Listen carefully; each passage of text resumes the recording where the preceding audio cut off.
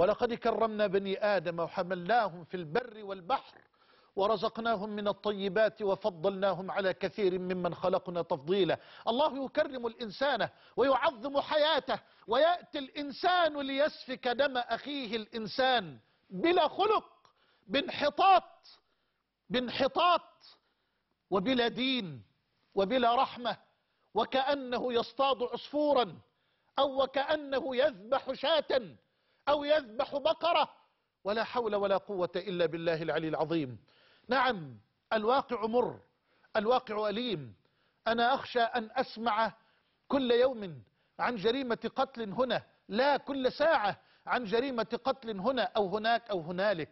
هذا أخطر صور الواقع عندي، ومن وجهة نظري التي تستلزم وتستدعي أن يتكاتف العلماء والدعاة إلى الله جل وعلا ليبينوا خطر هذه الأفعال الشنيعة، وليبينوا حاجة الأمة إلى مكارم الأخلاق وإلى محاسن الأخلاق بمعناها الشامل الكامل الذي بيّن إن حسن الخلق هو الدين كله، فهو حقائق الإيمان وشرائع الإسلام.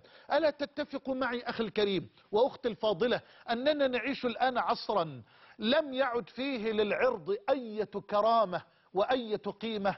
أصبح الآن من المتاح لأي أحد على شبكة الإنترنت أن يضع على أي موقع من مواقع التواصل الاجتماعي ما يريد وما يشتهي. من هذا؟ لا تعرفه.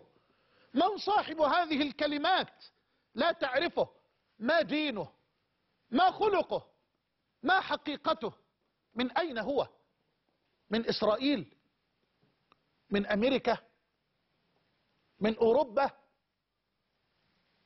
من استراليا؟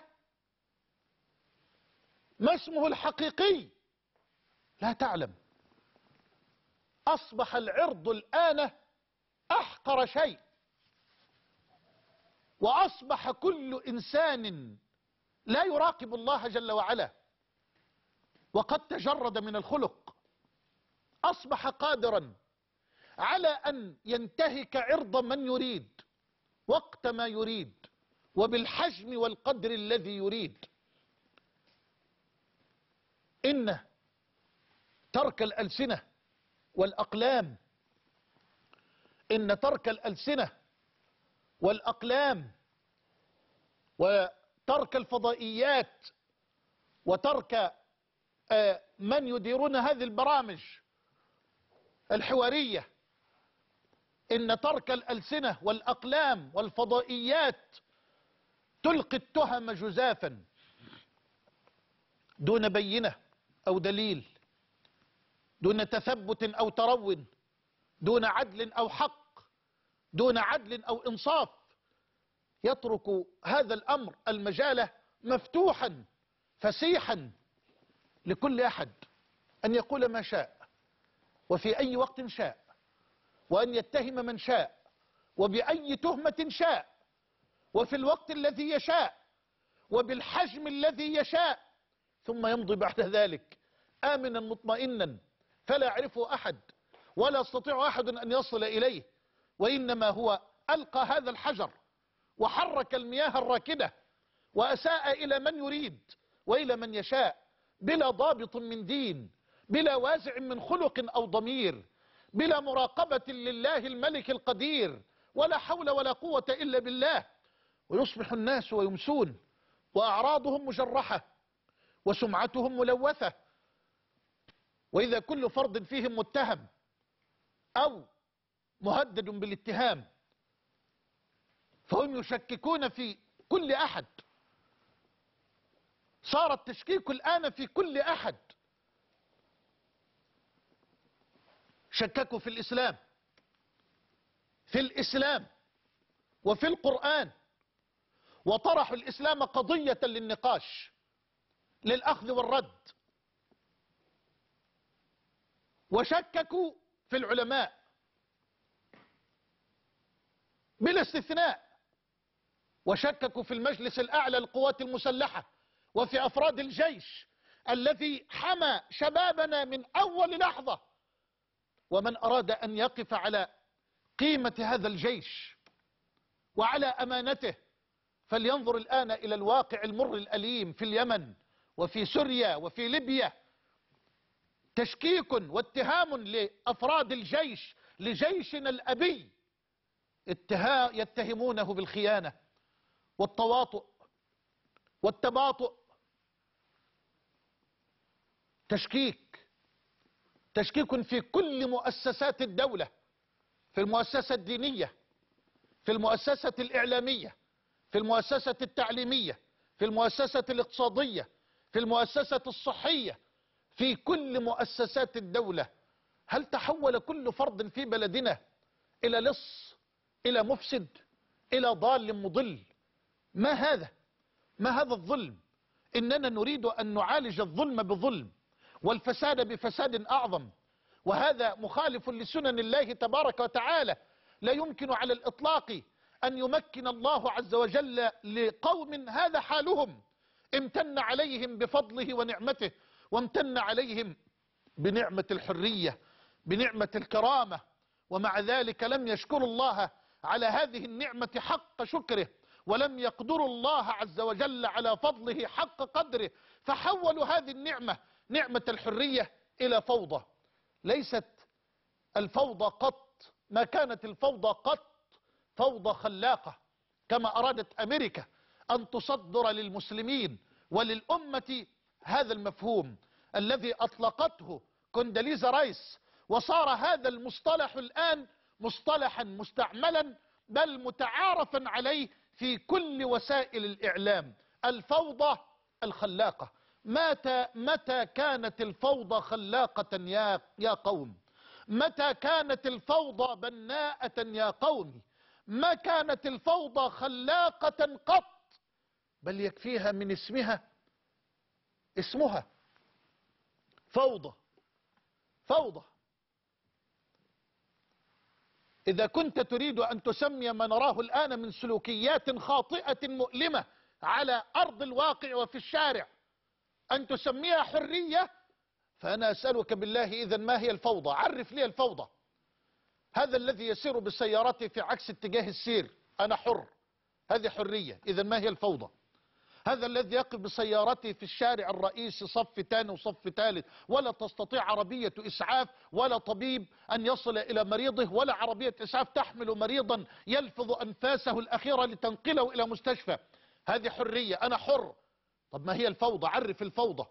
إذا كانت هذه الحرية فما هي الفوضى؟ ما حقيقة الفوضى؟ أم أنك من أنصار الفوضى الخلاقة؟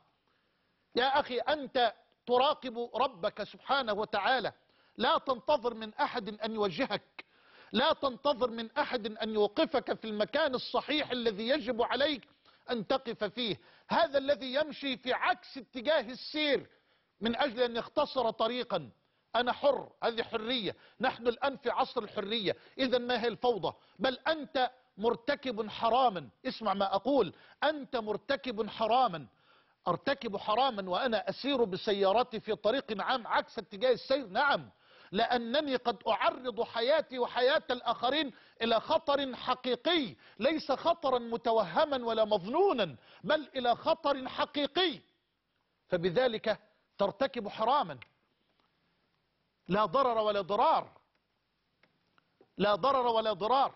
هذه الاعتصامات التي تشل البلد والتي سئم الناس منها ومل الناس منها وتعطلت المصالح بسببها، من وراءها؟ ولصالح من؟ لصالح من تقف في بلدنا؟ إلى كل ساعة عمل، إلى كل دقيقة عمل، لصالح من؟ هذا الذي نراه. كفانا اعتصامات وكفانا احتجاجات، نعم، فلنبدأ العمل لصالح هذا البلد. لا نريد لهذا البلد أن يمد يده لمعونة أمريكية أو أوروبية أو لاقتراض من صندوق النقد الدولي بالربا. يمحق الله الربا ويربي الصدقات. عرف الفوضى إذا كنت تسمي هذه السلوكيات وهذه الأخلاق بأنها حرية. واقع مر أليم، ابتزاز سياسي الآن يمارس على شاشات الفضائيات، ابتزاز سياسي، وكل حزب يحصل أكبر مغنم ولو كان ذلك على حساب دينه وعلى حساب الدولة وعلى حساب المصلحة العليا لهذا البلد. هذا أمر يحتاج إلى أدلة. نحن نريد المتجردين الآن، نريد الوطنيين المتجردين الصادقين الذين يعملون لنصرة الدين ثم لمصلحة الوطن العليا، لا من أجل مصلحة حزبية أو فئوية أو شخصية ضيقة. ما أحوجنا الآن إلى هذه الأخلاق وإلى هذه المعاني؟ نعم، العرض. ما هو العرض؟ العرض ربما يحتاج بعض أحبابي إلى تعريفه تعريفا لغويا صحيحا أو شرعيا صحيحا. العرض يا إخواني حتى لا نلقي كلاما هلاميا، العرض هو موضع المدح والذم في الإنسان من حسب ونسب وجسم ومكانة وسمعة. هذا هو العرض، هذا هو العرض. ومنه قول حسان بن ثابت رضي الله عنه شاعر رسول الله صلى الله عليه وسلم، شاعر رسول الله صلى الله عليه وسلم يقول: فإن أبي ووالده وعرضي لعرض محمد منكم وقاء. الله الله الله الله. فإن أبي ووالده وعرضي لعرض محمد منكم وقاء. وأنا ورب الكعبة أقول قولة حسان: فإن أبي ووالدي وعرضي لعرض محمد منكم وقاء، من كل متهم ومشكك ومتسلق ومتجاوز لمقام الأدب. وأنا لا أريد أن أتجاوز مقام الأدب لأنني أتكلم عن الأخلاق، وأسأل الله ألا يخلى عني ولا عنكم ثوبها أبدا، إنه ولي ذلك والقادر عليه. أيها الأفاضل، إن أبشع ما نعيشه في واقعنا الآن أن كثيرا من أهل الفضل ومن أهل الخير ومن أهل الدين ومن أهل المروءة قد أسيء إليهم في هذا العصر، في عصر الكلمة، في عصر السماوات المفتوحة، لأنه لا رقيب الآن على أحد. تستطيع أن تكتب كل شيء في أي موقع، في جريدة أو مجلة أو على موقع من مواقع النت. تستطيع أن تخرج على أي فضائية لتتكلم الآن بما شئت. مفيش قوانين، مفيش ضوابط، مفيش ميثاق شرف، مفيش ضمير يضبط الأقوال، مفيش دين يضبط الأقوال والأفعال والانفعالات والعواطف. هذا من أخطر ما أراه الآن في واقعنا الذي تمر به أمتنا بصفة عامة وبلدنا بصفة خاصة. سنعود إن شاء الله.